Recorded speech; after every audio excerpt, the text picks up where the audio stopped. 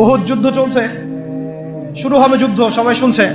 ঠিক সেই সময় একজন সাহাবী হানজালা রাদিয়াল্লাহু আনহু সত্য বিয়ে করেছেন, বাসর করেছেন গত রাতে, ফরজ গোসল করার সময় পান নাই, যুদ্ধের ডাক এসেছে, চলে গেছেন এবং যুদ্ধ করতে করতে তিনি শহীদ হয়েছেন।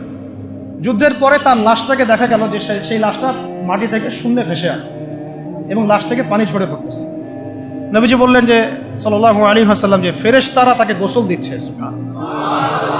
এটাও মহাকাব্য, এগুলো মহাকাব্য, রচনা করে যাওয়া মহাকাব্য।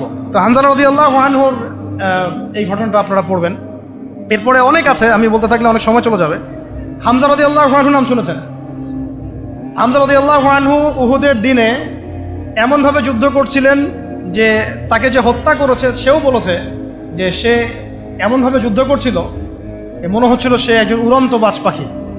সামন থেকে আমি তাকে আঘাত করার কোনো সুযোগ পাই নাই, পিছন থেকে পাথরের পিছন থেকে তাকে আমি দূর থেকে একটা বর্ষা নিক্ষেপ করেছিলাম, এই বর্ষা গিয়ে তার নাভির নিচে গিয়ে লাগে, পিছন দিয়ে বের হয়ে যায়। কিন্তু এই অবস্থাতেও তিনি তরোয়াল নিয়ে আমার দিকে তেড়ে আসতেছিলেন আমাকে মারার জন্য, কিন্তু তিনি পেরে ওঠেন নাই, পড়ে গেছেন।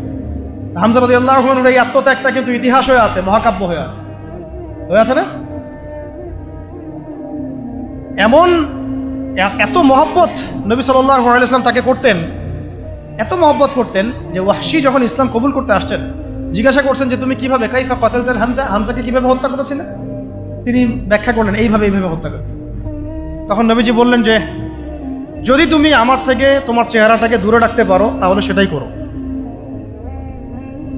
মানে তার হাতে ইসলামের বায়াত নিয়েছেন, ইসলাম কবুল করলেন, তারপরে নবীজি বললেন যদি তুমি তোমার চেহারাটাকে আমার থেকে দূরে রাখতে পারো দূরে রাখো।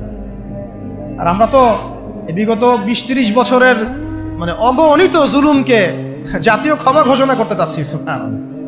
হ্যাঁ, আপনারা এমন যে আমি মক্কা বিজয় করছি, আপনারা কি মক্কা বিজয় করছেন যে সবাইকে গণমাফ করতে যাচ্ছেন?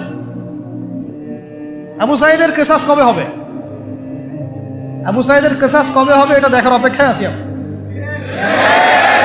মুগ্ধদের কেসাসটা কবে হয় সেটা দেখার অপেক্ষায় আছি আমরা। জালেমকে তার শাস্তি দিতে হবেই,